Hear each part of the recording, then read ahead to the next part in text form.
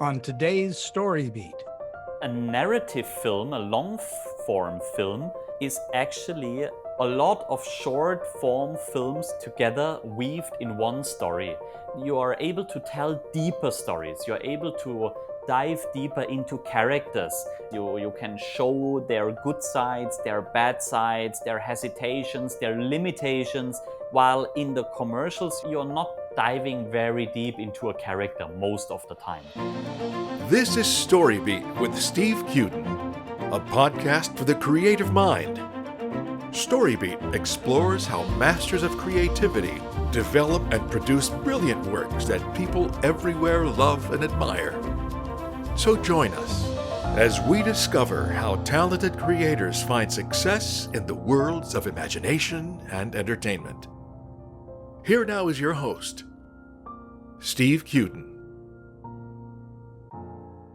Thanks for joining us on StoryBeat. We're coming to you from the Steel City, Pittsburgh, Pennsylvania. My guest today, Christian Schu, is a dedicated filmmaker who sees filmmaking and advertising as storytelling arts. Since becoming a commercial filmmaker in 2015, he's focused on creating narratives that deeply engage viewers through emotion.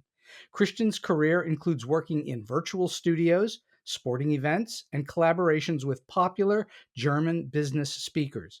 Since 2019, Christian has been producing visually stunning content for top hi-fi brands, including Focal Naim, Bowers and Wilkins, and Bang Olufsen.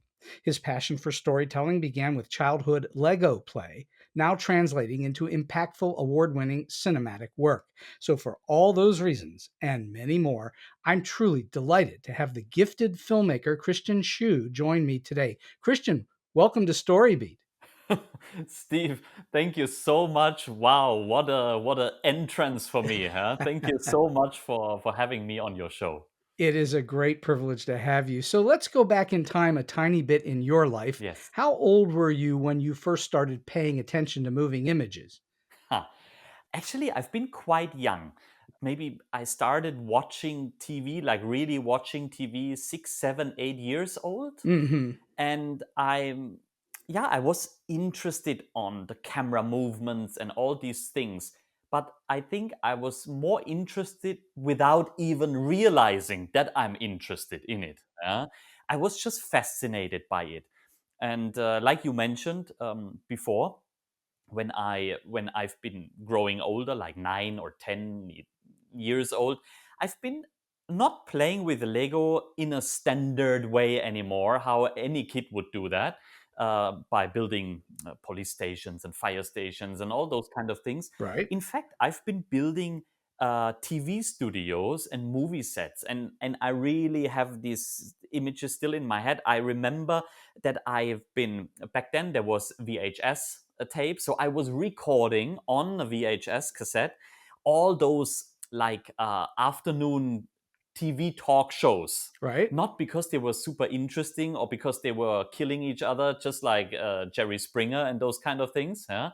But I was interested in how can it be that I, as an audience, barely see any camera when I'm watching that. Yeah, you barely see some cameras. Yeah, you see them when they used a crane and so on. Yeah, but when they are on the shot, on the show, you don't see them. And then I like we had the same in Germany. Yeah, so I record and I pause and I go like frame by frame, and I realized, oh, they are there.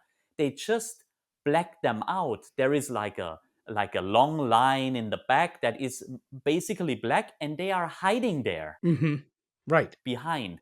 So sometimes there is a light coming up and you can see parts of it. And I was like, oh, okay, let's see how I can do that. And then I've been actually like rebuilding that when I was a child with Lego bricks. Huh. And from there, I took it. I've been like, oh, interested. Is it possible to do that? And then it's all imagination. I was like, can we shoot this? Why they don't do this kind of movement? They could do that. And then I tried by myself. And then I realized, oh, okay, maybe there is some light in the way or whatever. So this is what made me fascinated with this. So you were making models as a kid out of Legos in order to make sets, like movie sets. Correct? Exactly. And are you still making models to pre-visualize things? No, actually, if I think about it now, when you ask me like this, I kind of miss that, because it's really helping to visualize it.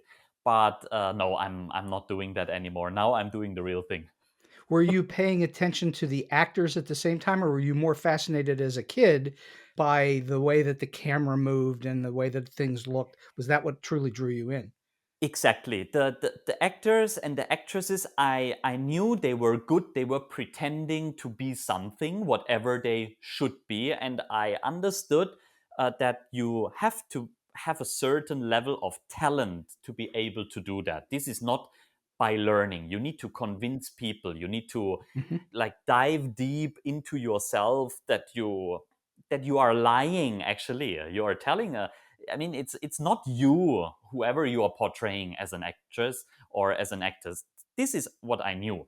But what I wanted to understand deeply is the combination of, or was the combination of the technical aspect of pushing buttons. I always loved, I'm a boy, I always loved pushing buttons. Everywhere there was a button, I was pushing it. Yeah? Even though buttons I shouldn't have pushed.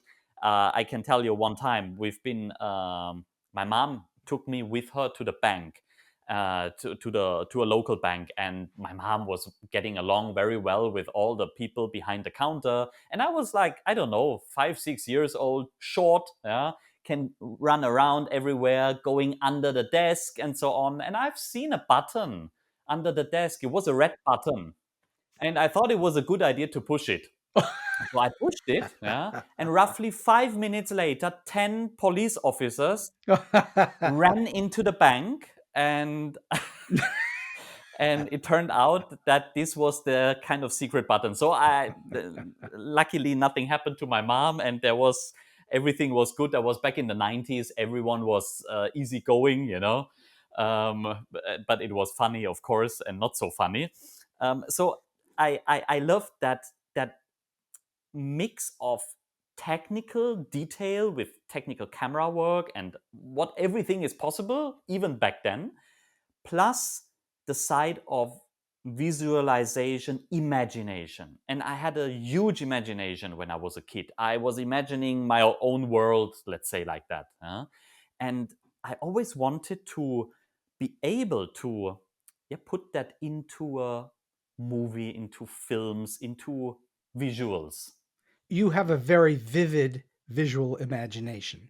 Definitely, definitely. And do you think that when you were working on thinking about that back in the day, that you could actually visualize yourself making movies? In fact, when I was a kid, there was no doubt for me that I'm that person. Mhm. But later on, when reality kicked in, let's say like that, after school and studies, and yeah, you need to make money.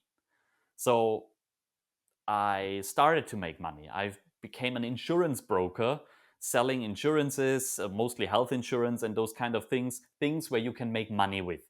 I founded companies at the same time, all like in the financial industry. I've been doing very well. I cannot say it in another way. I had a very nice life, nice apartment, nice car, all the things that you would like to have. But I was not happy. There was something missing. I was successful in what I was doing, but there was something missing. And there was one day when I've been hitting some, yeah, like crossroads, when I needed to decide whether I want to go back with insurance brokerage, which I didn't do back then anymore. Since like 2 years, I've been building up companies, and I've been having a business partner with that I've been doing coaching with, like financial advising and so on. Not like selling anything anymore by myself. We had people to do that, but my business partner's wife got cancer and died Mm. from Oh, very young, like I think 35 back then, and I was still in my 20s. Uh, And yeah, and then I was reaching that crossroad where I had to decide what what path am I going to choose.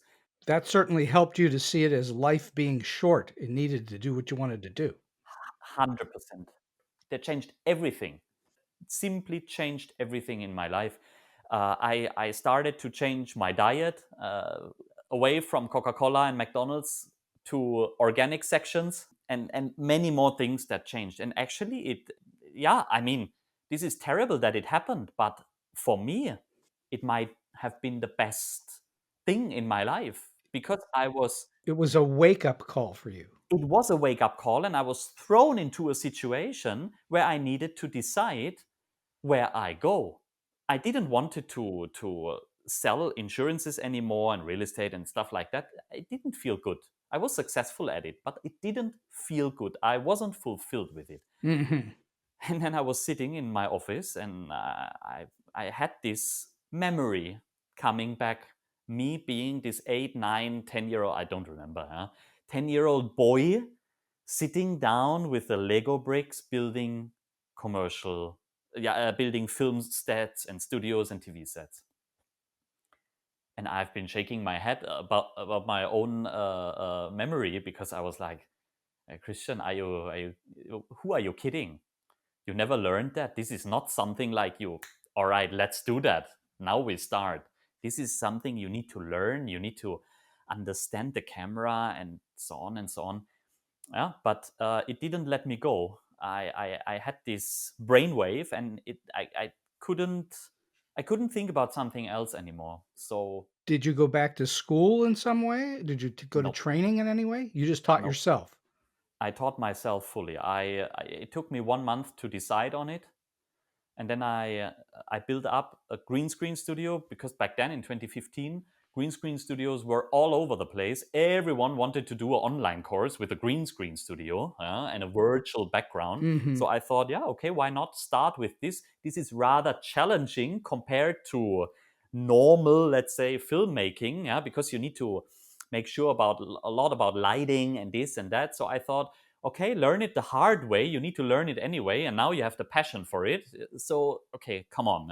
I asked a friend, he helped me to build it up by myself. I bought, the acoustic foam panels and all of these things. And we built a 50 square meter green screen studio that translates to, if not mistaken, 250 square feet, Okay. if not mistaken, rather small studio. Yeah? But it was fine for back then. And then I dived in. I watched countless YouTube videos, and I just took the camera. Luckily, I had some money, so I was able to buy the equipment that I needed to start with, and also the studio stuff. And then I started to film, and I started to learn it the hard way. Did you know anything about, movie making or cameras or sound or anything prior to that? Zero. 0. I had some Zero. I had some knowledge about marketing because I've been running the marketing part of my company back then already. Sure, sure. So I knew what is a PowerPoint and how to tell a story. I've been good with that. Every second week I've been standing on a stage and talking to people. That was what I've been doing back then. Sure. Been telling about crisis and financial crisis that was like still with Lehman Brothers related, the financial crash in what 2009, yeah. Mhm. 2009 or something like that. All of this, we were educating people why the money system isn't working that well and why you should have real estate or gold and silver and those kind of things. But yeah, that was my background, and I was able to use back then. Today you would call it Canva. Back then, I've been doing that with, I don't know, uh, with my own ideas in Photoshop, basic knowledge kind of thing. Do you think that your years in business Mhm. helped you to understand how to make a business out of what you're doing? 100%. So that was a form of training, but not training in filmmaking. It was a training in how do you make this into a business? Yes, but the thing is, if you know how to make a business, it doesn't matter so much about what the content of your business is. I mean, Right. of course, obviously, you need to know about your business and you need to learn it. You need to learn it fast and maybe the hard way. I definitely did. I've been like jumping into cold water and needed to learn how to swim, and I did. But the basic economics around like how to build up a business, yeah, I knew that. And of course, that helped me at the beginning. Yeah. I would say it would help you. And I think there are an enormous number of people in the arts in general, specifically in movies for sure, movies and TV, who don't understand the business part of the business.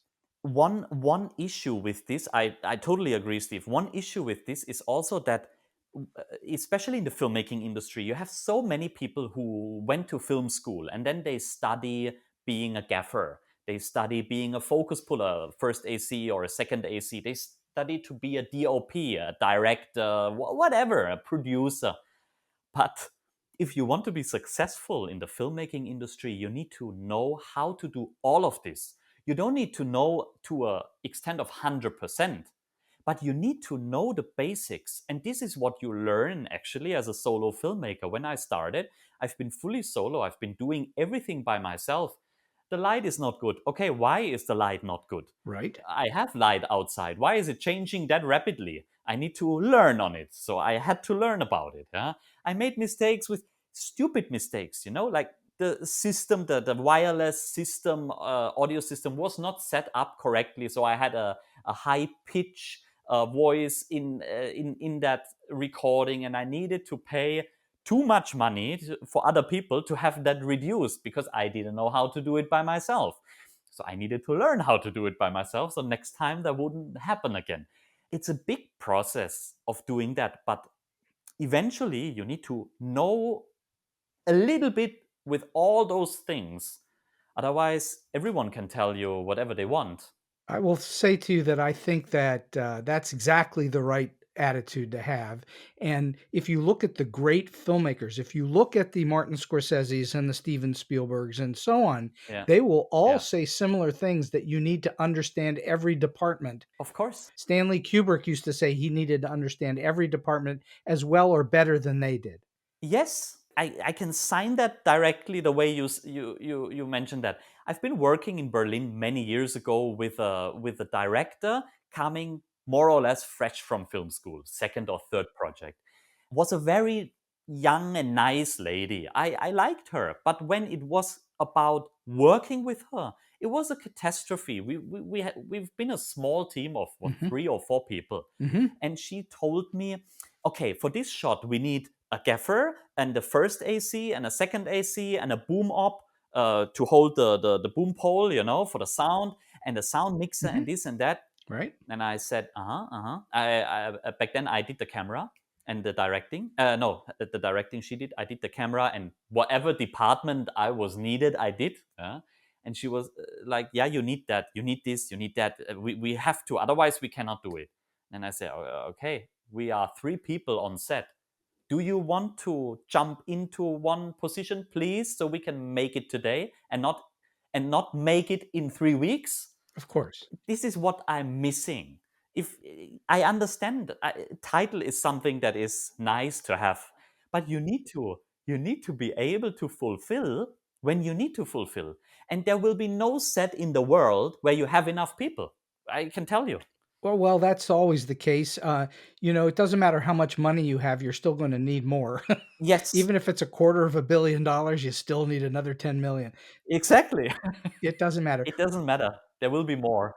Yeah. Was there a point along the way when you finally thought to yourself, I have this, I've got it, and I understand what I'm doing, and I'm actually good at it? Was there at that kind of a moment for you?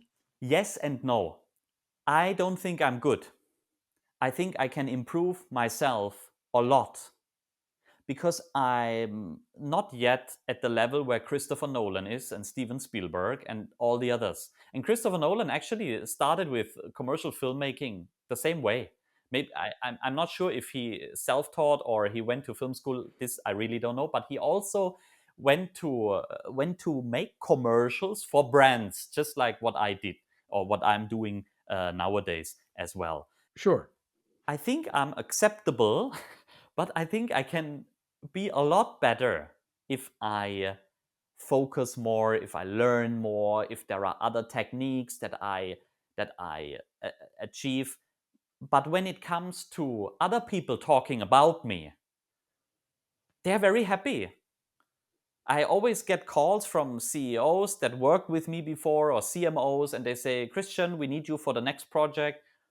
Okay, so obviously, maybe I didn't do a bad job. Yeah? But for myself, I'm not enough, no. So I think the listeners should pay attention to what Christian is saying. Even though he's good at what he does and he's in the game and he's making money and people are hiring him, he's always learning and always trying to grow.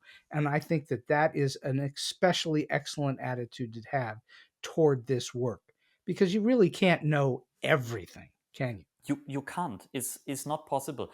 And actually, this attitude that I'm not sure if I always had it.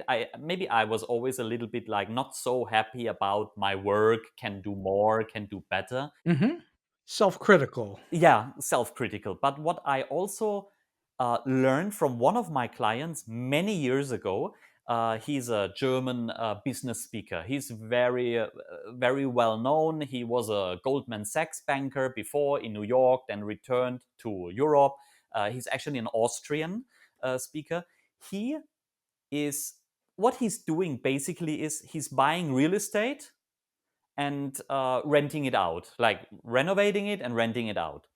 And I asked him one time when we've been working together, I asked him like on a side note, not on camera, like, so how many do you have? And then he told me, oh, I'm poor. I don't have many. I'm poor. I'm not rich. Back then it was 17 million euro Wow. assets. Yeah. Okay. Now I think it's 35 or 40 million, and he still says from himself, I'm not rich. I want to have 100 million euro, then I'm rich. So that keeps him hungry. Yes, and I believe this is the key, one of the keys. You need to be hungry. If you're not hungry, you're lazy. You've gone to sleep. Yeah. And other people will overtake you. That's really quite sound thinking, is that you always want to be looking down the road and not resting on your laurels and always looking for what can you do to improve your circumstances, what Yeah. your knowledge is and all the rest of it. That's what you're saying. Am I right? Yes, that's important. I also love to have. I mean, yeah, I have the option to get new equipment, but I also love to try out new equipment. There is something new out. Okay, let me see. Does it make sense to involve it in my shooting routine, yeah? Or is it too much or not good enough for whatever I use? So it's to me, I always like to try out new things. Yeah? A few years ago, there was, I mean, yeah, LED lights are up there for a long time, but they were always or often only one color Right. available. Now they are bicolor and RGB, W lights, and all those things. And then I've been checking. Okay, does it enhance my shooting routine? Should I buy some? And then I tried. Hell yes. Yeah, they are amazing. And you have to try. You have to go with the flow and try out new things. And this is just about LEDs, but it's with everything. Well, as you alluded to earlier, it's an art and a craft. Yeah. It's both of those things. That there's a technological understanding of it as well as an Yes. artistic understanding of it. You have to have both Yes. understandings. Yes. And the technology is always improving and changing and shifting, It is. and you've got to keep up with it, don't you? Definitely. Definitely, I would say yes. On the other hand, and now we are talking about story. If your story sucks, you can have the best equipment. I have said for a very long time, especially to my students, the greatest special effects you could ever have in a movie Yeah. is a great story well told. 100% agree. I mean, we all know, I guess we all know the last scene, Silence of the Lambs, Yes. where I mean, we are talking about 90s. Yeah, a platform is basically driving up because there was not much camera crane. A platform driving, riding up into the sky with a camera that weighs, I don't know, 100 kg maybe. Yeah, going up, and it stutters. You can see that it stutters up. It doesn't matter Doesn't matter. because and yeah, I watched that movie maybe 100 times, I don't know, and of course I'm a filmmaker, I see those things, but 99% of the audience, and especially the ones not in that industry, they don't care. It doesn't matter that it stutters at the side because they focus on Anthony Hopkins walking away, Hannibal Lecter. Yeah. Hannibal Lecter walking away, and this is it. It's about the story. That the rest is helping you to tell the story. Yes. This is a very difficult thing to convince young filmmakers about because they're into the tech. A lot of them, not all of them, True. but I'm being general. But True. there are many of them that are into the tech end of things, or how do you make this work, not into how do you tell Yeah. a great story, and that's the key. Yes. Yes, Steve, 100% agree. Here, the best example of making that mistake, sitting in front of the camera now. When I started in 2015 with this, I thought, oh, okay, I'm going to be a filmmaker, and I'm sure this is definitely passion driven. Right? Now, what do I need? One camera, a drone, a gimbal, a fly cam, the steady cam, basically 25 to 30 LED lights for my green screen studio, traverses, and more lights, and more this and more that, and 3 microphones. And I spent a fortune. And at the end, all that I needed was a good camera that I had back then already, and doing it. Just doing it. And a great script. You don't even need a studio. Go to the forest and shoot something. Learn what is low light and why do you need an ND filter in front of the camera? Why you cannot just shoot in bright sunlight?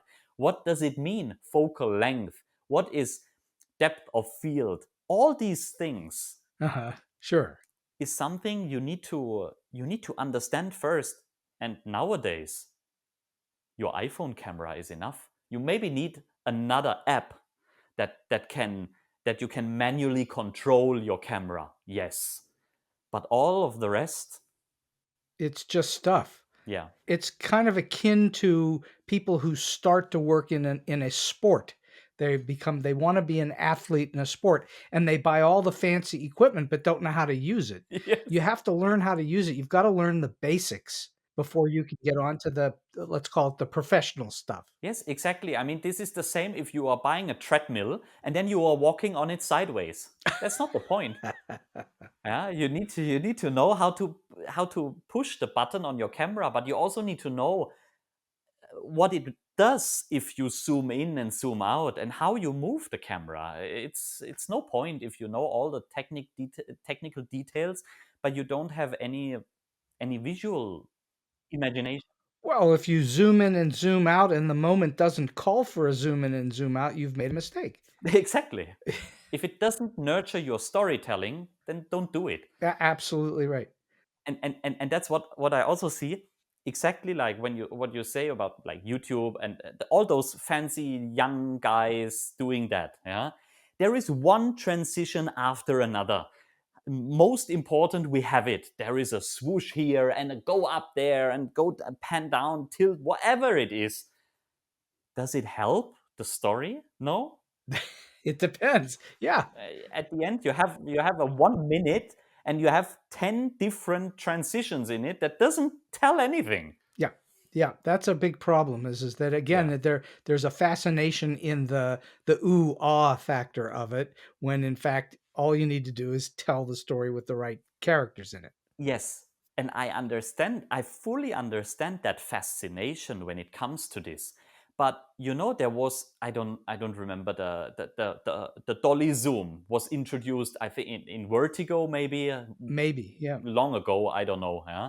When the camera like drives in and zooms out at the same time, or drives out and zooms in, that's a dolly zoom. Yes. And it was Yes. introduced to tell the story of a face that has a terrible expression in shock or in fear, and then we have this we are so close in that moment that the audience will be like pushed towards that person. Yeah, that is storytelling. I think the greatest example I can think of using that technique to absolutely tell us about a character in their moment is in Jaws when Spielberg pushes in on Chief Brody at the same time that he's pulling back on the lens. That really compresses him and makes us feel for him. And it's all about Yeah, feeling for the characters. The audience needs to feel something. exactly. And that comes down to a good director and a very good story, and a director knowing when is the right time Sure. to use this technique to enhance the story. So let's talk for a little bit about what you do, and you've done a bunch of, and it's not the only thing you do, obviously, but you've done a bunch of advertising and making commercials for various companies. You've done a lot of that. Yes. I'm curious, what first attracted you to making this specific form, which is almost always a short form? It's very short. What attracted you to that? Okay, I will be maybe a little bit unfair when I say that now, but everybody can tell a story in 90 minutes. I agree with you. But if you can tell a story in 30 seconds, that's a different thing. That's the hardest thing of all to do. It's like haiku is the hardest form of poetry, really, I think. You got 17 syllables. Yeah. You need to deliver. You just yeah, you just need to deliver in that moment. And it's also a very harsh industry, because if you don't deliver in that 30 seconds, you might not have a second chance with that client. Of course. Of course. Yeah. So what brought you to that? How did you get introduced to that world? Well, it's good paid. So at the end, I needed to substitute my life and my lifestyle, which wasn't bad back then. And I always understood, okay, I want to tell stories, but I also want to tell stories for companies that I like, that align with my values. That's why I don't do commercials for certain companies that doesn't fit with what I believe in. Yeah? Um, and yeah, and for me, it was always a challenge.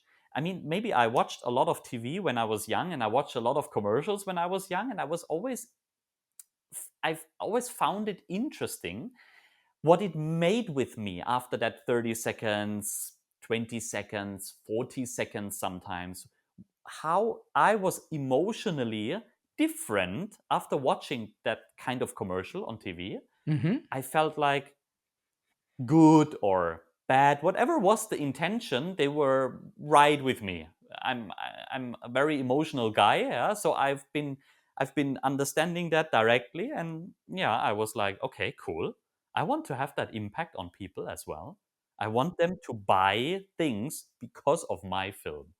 Okay, so you alluded in your bio to the fact that you work toward emotion, and you just said it a moment ago about emotion. And yes, it's amazing to me when you can watch a commercial and in 30 seconds or a minute feel something where you get emotional, whether you feel like you're welling up or you're overjoyed in a very short period of time. Yes. How do you go about achieving that?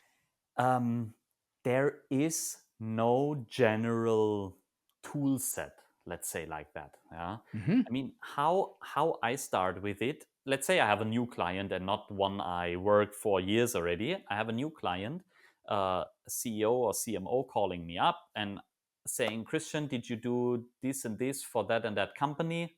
Yeah. Can you do that for us? Yeah. Let's see if I can do that or not. Let's have a call.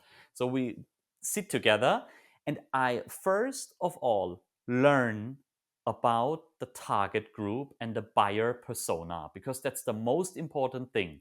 Nowadays, I mean, 10 years ago, even longer, 20 years ago, there were a lot of commercials on TV that appealed to maybe 10% of the audience watching it, but it has a wide appeal. You didn't know who you are targeting directly. That changed a lot, because with the targeting techniques we have now with advertising, I mean ad tech, marketing in social media and stuff like that, you can narrow the target group down to actually the people you want to reach as a company.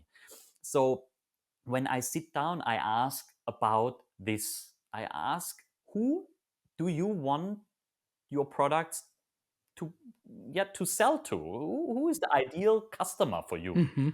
Yeah, and there is no, oh yeah, everybody. Yeah, it's not working like that. Yeah, because some smaller companies also come up with that approach, and it's always not correct. You need to have some buyer personas. You need to have a target group. It's much more targeted today, isn't it? But it always has to be. I mean, let's say, I don't know. Let's say I see some doors here because I'm in the guest room. So your company is selling doors. Who is buying doors? Well, usually either architects, like doing builders, house builders, building companies, private people less, only if they buy some house. Okay, when do people buy houses? Well, usually when they found the love of their life, moving together. Right. So that will happen between 25 and, let's say, 40 years old. That's the main market. So you narrow it down already like this. And then it's the question, who is deciding what to buy in the house? Of course, the wife. Yeah? So at the end, you need to appeal to the wife. It needs to look good. It needs to, be good. And then you have narrowed it down already to an extent where I can work with. And then it's about, okay, who is on social media? How old are they? What part of that group we are talking about, people who want to buy or build a house, who of them are on social media, and where are they, and what are they interested in? Is the door company selling very expensive doors, or cheap doors, or medium doors? So we narrow it down more and more and more. So you get involved in the actual creation of the story to be told in the commercial itself, yes? Absolutely, absolutely. In fact, I come up. You're not working with an advertising agency and they're handing you a script and you execute it. You're actually helping develop it. I like the process of developing it. I don't like agency work too much, yeah? Because I mean, I did that before, but it's not you. I'm a very creative person, and I want to tell my story, and I don't like to be limited by people who don't understand what I'm doing. Hmm. And sorry to say, that's it. I'm an entrepreneur, business owner since 2010. This is now 15 years. I'm self-employed, doing my own things, having my companies. I don't like if people that I don't like and that don't understand what I do tell me what I should do. That's not what I like. Right? What I like is to develop a concept together with the marketing department, because every big company have a marketing department. They could do it by themselves, basically, Hmm. but they rely on me, or they call me in because they know my things work, and maybe their things they don't work so good. Right. So yeah, I will develop it together with them, but I need their marketing research. I need their data to be successful. Otherwise, if they give me the wrong data, I can't be successful with what I'm doing. So going back a half a step, I don't think you could do what you're talking about very well if you hadn't been in business in the first place. Yeah, I think that that was lucky for you that you did it that way. and maybe it should have been like this. Yeah, Yes, that's what I mean. yeah, I mean, it's yeah, somehow you were fortunate that you went that process because as you're doing what yeah. you're talking about right now, you needed to have that understanding. Otherwise, you wouldn't have understood it at all, I don't think. True, true. And I know that some colleagues of mine that I got to know throughout the years, they struggle with this a little bit more because they are not having at least a bit of marketing background. And that's what you need if you want to be a successful storyteller for commercial. Mhm. Yeah. It's about at the end it's about sales. I mean, Right, right. it's as simple as Well, that. yeah. Yeah, if your video you're doing helps the company to sell more, congratulations, next job coming up, and that's it. How different is it for you when you look at making this short form film called a commercial or advertisement? How different is it when then you're considering doing something in the long form narrative world that isn't a commercial? Are there similarities or are they very different? There are similarities, but yet they are very different. When we are talking about the narrative world, the long form world, you need to have a lot of funding first, because there is huge project, big people, or like a lot of people involved. You need you need to, yeah, you need to negotiate a lot more. You need to get people doing more for less, because it might be a passion project and you don't know yet, will there be any funding at the end, will that be a successful feature, short film, featurette, whatever it is that you bring out. Will you have that on Netflix and Amazon Prime, or will they look at you and like, you, no, it it all depends, yeah. And you don't know before that. You don't know, you might have a good story, but there are many good stories out that have become terrible films. No question. I don't think anybody ever sets out to make a terrible film. They just happen that way. No, no, it's always about, we want to achieve something good, but especially when you're not working with the same team again and again and again, but you're working with different people all the time. It's not easy. It's not easy to have the bond, let's say, yeah. I mean, there is a reason why in the big feature film world, people like Christopher Nolan, Quentin Tarantino, and so they work together with the same editor since the beginning. Oh, well, There is a reason for that, yeah, because they speak one language, of course. all of them. Well, you've Scorsese, Spielberg, Christopher Nolan, Tarantino, they all work with the same people Yeah, over and over again. composers, they mostly are the same. Hans Zimmer for Nolan. Clint Eastwood, yeah, that's right. That's exactly right. Yeah. That's because there's a trust that they build up. Yes, yes, and that's when it's about me being in the narrative world more. When we're talking about feature or featurettes, I try my best to bring in the people I work with from the commercial advertising world. It doesn't always work, but Hmm. lucky me, sometimes it does, and then I'm speaking one language with them, and this language is not English or German or whatever it is. It's film, It's cinema. and they understand it. Yeah. So when you're developing a commercial, you're going to tell a story of some kind, whether it's a completely visually told story or whether there's audio to it, whether there's Yeah, dialogue, whatever that might be. Do yeah. you follow a similar structure to a narrative long form? That is to say, is there plotting in it? Do you need to start in a certain place and go to a certain place and wind up in a certain place? Basically, yes. A narrative film, a long form film, is actually a lot of short form films together weaved in one story, because you are able to tell deeper stories. You're able to dive deeper into characters. You can explain characters, you can show their good sides, their bad sides, their hesitations, their limitations. You can show all of this, while in the commercials you're not diving very deep into a character most of the time.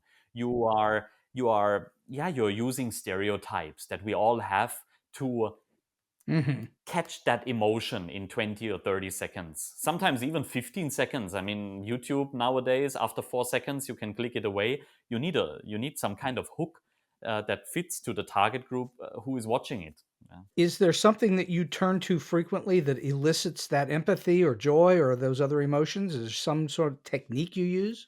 In which world, long form or In either world as well, in the short form world, in the commercial world, it's really hard. So how do you hook somebody in on emotion within 30 seconds to a minute? Actually, that's rather easy for me. You dive into the action. You dive into the action. You you dive right into a situation that the audience witnesses, and yeah, that situation must be some. kind of appealing to the target group. So it narrows down again to who is it that is watching this piece of art now. Yeah? For example, I mean, you mentioned it before. I have a lot of hi-fi brands, high-end brands. It's luxury hi-fi brand talking about Macintosh Labs from the US, for example, building an amplifier for $15,000. Yeah?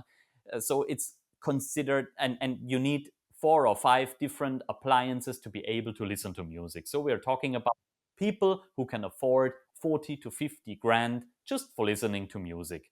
Is the 5 or 10% up level there, and it's a very masculine brand. Hmm. It got chrome and black metal all over, and the tubes standing out. If you show it to, I would say 95% ladies, they would be like, that's not nice. Sure. While the man will be like, yeah, that's what I like. That's a real thing. How many kg? 20 kg for yes.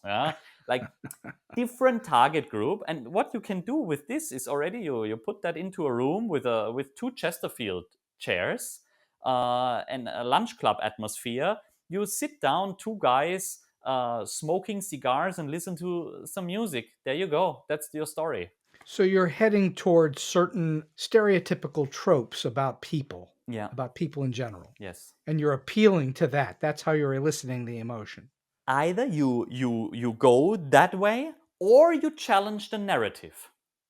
You challenge this stereotype that the audience have about that person on screen or that product on screen or whatever it is. You can go both ways, but you either need to go along and have a nice commercial, that appeals to heart and soul and I feel comfortable, or you have that narrative break that is disrupting this stereotype or this imagination of that situation, that changes something, challenges something. Are you still making these things mostly by yourself, or do you bring a crew of some kind in? That depends on the budget. I have to say that totally depends on the budget. If you have a big company like Bang Olufsen, Bose and Wilkins, Focal Naim, those kind of brands, we are working with a marketing team on their behalf. So I also bring people, crew, and we introduced Naim for Bentley. Naim Audio is a very old British brand that has amazing, how to say, amazing loudspeakers they don't do, but together with the same company, Focal Naim. Focal is a French manufacturer. They develop uh, anything hi-fi related, and they build in loudspeakers and amplifiers and those kind of things in the Bentleys. If you have enough money for that and you want to spend more money on sound, they will they will help you for 20 grand to put more on it. Well, if you can afford a Bentley, you can afford better sound. Absolutely. The question is if you need that, but that's another topic. Yeah. If you're not into sound, into audio, you wouldn't, most probably you wouldn't ask them to build. Yeah. Sure. But Of if course. you Of are, and course. yeah, that's a big thing. So they have this side. They build in their loudspeakers into the car, but also they manufactured a few things that are called Name for Bentley. And then that piece of art, it is like this. It's like a Bang & Olufsen device. It's standing in your living room. So when it comes to this, when we did that, we had a crew of a few 12 or 13 people, because we needed drone shots, we needed camera cranes, we needed to film the Bentley inside, outside, this and that, because we needed to transport that image of wealth and power and luxury and freedom onto that little device that you can buy now for $1,000 or for $2,000 that will stand in your living room. Yeah, so you transfer, this one was a rather easy one. You transfer the image that is already there and put it among another device, another brand. Yeah, and the people, they bought it, of course, because they are like, oh, with this With this, I can afford a Bentley for home. A Bentley for home. Interesting. Even though I'm not sitting in it and driving it, at least I'm listening to it. There you go. Do you find working with a larger crew like that to be burdensome in any way, or is it cause you to spend more time and energy on things? It would be easier if you could just do it yourself, or is it very efficient and very easy to do? The bigger the project, the more tiresome it is. The more people involved, the longer it takes, the more, how to say, Because all roads are leading through you, yes? yeah. So you have to answer everybody's questions. It depends. With larger crews, I don't. I have a few people, they report to me and I tell them what to do and they spread it with the crew. But yeah, at the end, it's always a team effort and a team. Hmm. Yeah, of course, it's not easy to work with 20 different minds on a set that all are creative and want to bring in their ideas. Yeah. Hmm. And of course, I appreciate ideas, but at the end, we also need to decide and deliver. And somebody needs to be in charge to decide. And even though I love to hear what they say, at the end, it's about me to decide on a narrative we go for and on a story we are telling, and on yes, we need more light here, or no, we don't need more light here. It needs to be decided, and a film set is definitely not a democracy. Oh, definitely not. Do you think of yourself when you're on that set as just the director, or No. do you think of yourself? No. What do you think of yourself as? I'm everyone and no one. I'm everywhere and nowhere. That's me. I need to challenge everything basically, and I need to understand there. Okay, let me say like this. I believe that there are better directors than I am, and I believe there are better gaffers than I am, and a lot better first ACs and second ACs and whatever it is, DOPs than I am. But I will still stand next to them and have a look how it looks like, and I will say if I don't like something, and I will question it. Hmm. Well, you're the ultimate decision maker, aren't you? Of course, it needs Yeah. to appeal to me to decide. But of course, if I work together with people who I worked with for many years, and yeah, I also rely on them and I trust them for what they are doing. I'm not checking if light number 357 is set up properly. If they don't know that, they wouldn't work with me. Oh, sure. Yeah. I don't mean that you're into every little nook and cranny, but you're over all the Yes. departments ultimately. Yes. And how important is it in casting these people? Now, I'm not talking about the actors, I'm talking about your technical people. Do you cast them so that they work together in a way that you hope works well? Yes. As a straightforward answer, yes. But of course, with the last 10 years now, I have as a reference and as some experience, I know who I need to call for what job. And there are people that work very well in this kind of, like, let's say I need a outdoor shot with a drone. I have 2 or 3 people on short dial. Yeah, then I know who to call Hmm. depending on the project size, the budget, and all of these things. You've developed a bunch of people that you trust. Yes. Well, that's exactly how it should be. How important in terms of the performers, the talent, how important is casting? With talent, actors and actresses, it is, again, it depends on the story of the commercial. If the question is always, okay, do they need to say something? Do they need to be good in facial expression only?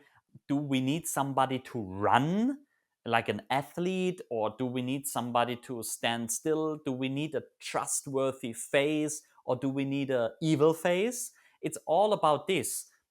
So of course the cast need to fulfill that idea behind the story that we have. 2 years ago, I've been having a commercial for a local real estate broker, and we've been using also a guy I know from somewhere else. He's quite popular from commercial advertising. He's worked for this bank and for that insurance company, and yeah, and he can be that kind of slimy guy. Yeah, so I casted him as being a very slimy old money focused greedy real estate shark. Yeah. And that's an important thing, he's willing to do that. Not everyone is happy with that role. You need to find people who are like, oh yeah, I like to be the evil guy. Yeah. And he's been that evil guy, and we had a great time filming that. It was like, yeah, he was showing around a young girl into a, sorry to say that, fucked up apartment. Yeah. Mhm. That was totally run down and everything. Yeah. And he was praising it like it would be the nicest place on earth. Yeah. And it was basically falling apart. Yeah. And the more he was into that situation, the more he was like maniac, becoming a maniac, a lunatic. Yeah. Like, see, everything is so nice here. Yeah. Like this kind of style what we did. And it was hilarious. And he was really good in it. But it also took half a day to get him there. So that was an issue. Yeah, to make him deliver. So it is crucial to find the right talent for whatever you're looking for. And the most difficult thing is you need to rely on either your experience or on other people casting for you, or maybe your gut feeling, I don't know, your intuition. Because once you choose that person for set, it's a contract. It's not easy to tell your client, okay guys, this guy isn't working, I'm sorry, we need to find another guy and we need to pay more, you need to pay more. Mhm. They will be not happy. Mhm. I mean, ultimately they will do it, but they will be not happy. So the outcome from this must be super super wow, then only they will be like, ah yeah, okay, whatever, he delivers. Yeah, some people will say that the value that you're going to get is in how you've cast a show, because Yes, if you true, cast really well, true, they kind of take very care of a true. lot of the directorial issues for you. 100%. Yeah. I think there is some truth to that. Well, I've been having just a fantastic conversation for the last hour with Christian Schu, who's a Christian has been a fantastic director, producer, creator in Germany in the film world for quite some time now. And we're going to wind the show down just a little bit. And I'm wondering, in all of your experiences, do you think you can think of a story that's either weird, quirky, offbeat, strange, or just plain funny? Okay, there were many situations that I would consider strange. Yeah. Good. Okay, one thing I can tell you, I've been in the UAE many years ago, Dubai, Hmm. and I've been filming on a yacht. And in Dubai, you need a permit for everything. But you don't get that permit if you don't spend a lot of money. And the client didn't have a lot of money. And it was just me doing it. I've been doing all of that by myself, solo filmmaker. But we needed that shot of the yacht. Sure.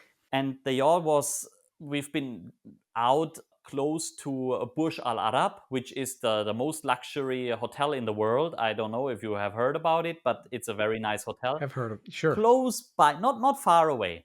And I've been shooting up the drone, starting filming, and it suddenly was not maneuverable at all anymore, the drone. And I know, but I didn't expect it happens to me. I know that they sometimes shoot with kind of like they how to say that in English, they distract the signal, so you're losing the signal with your drone because they don't want you to fly with a drone there.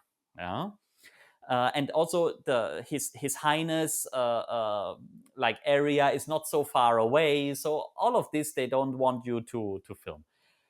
Okay, long story short, that drone was circling over water. expecting to lose $3,000 already, yeah, circling and making. I mean, I was still having access to it, but I couldn't move it. It was not maneuverable. I was seeing all of that. You lost control. You lost complete control of it. I lost control with it, and it was not a bad drone. So it's not about the drone, and it's not about the water. For sure, there was some frequency that they distracted or jammed or whatever. I received back control 1 or 2 meters above the water. Crazy. I was sweating like hell. I shoot it back up, shoot quickly the scene, and land it safe back on the yacht. And I was wet, I was really wet. And not from the water, I tell you. There's always something, isn't there? There's always some little funny thing that happens. Definitely, yeah. All right, so last question for you today, Christian. Yeah. You've already shared with us an enormous amount of very valuable advice, but I'm wondering if you have a single solid piece of advice or a tip that you like to give to those who are starting out in the business, or maybe they're in a little bit trying to get to the next level. I can share some advice, definitely. You don't need a new camera. You need better light. It's as simple as that. Because the cameras nowadays, as long as it films 4K, okay, whatever. Yeah, especially when you're doing commercial advertising, mostly you don't need a Arri or not that high stuff. You can work with the Sony range. If you really need something for a project, you can still rent it out. You don't need to spend 35 grand on a Sony Venice or even more than that. Rent it. But for your own personal camera, you don't need a new one. You just need new lights. New lights. Yeah. And so that it will look beautiful to the camera because you've lit it well. It is about lighting. 90% of your visual is about lighting, not about your picture quality. It's about how you light the front, how you light the back. What does the back tell story already without anything happening? Only the back needs to tell a story already. And if it's well lit, it tells a story by itself. That's a very, very interesting comment that you're making. I've never heard anybody say it quite that way. I think that that's a very useful bit of information, that how you set the shot up with light and how it looks in the camera and so on, that's more important than it be a high-end camera. Yeah. I think that's terrific. Christian Schu, this has been a fantastic hour plus on StoryBeat today, and I cannot thank you enough for your time, your energy, and your wisdom. I think the listeners want to check out Christian's work. You can go to christian-schu.com and find out much more about him. Thank you so much, Christian. I appreciate your time. Thank you so much, Steve. It was a pleasure. And so we've come to the end of today's StoryBeat. If you like this episode, won't you please take a moment to give us a comment, rating, or review on whatever app or platform you're listening to. Your support helps us bring more great StoryBeat episodes to you. StoryBeat is available on all major podcast apps and platforms, including Apple Podcasts, YouTube, Spotify, iHeartRadio, TuneIn, and many others. Until next time, I'm Steve Cuden, and may all your stories be unforgettable.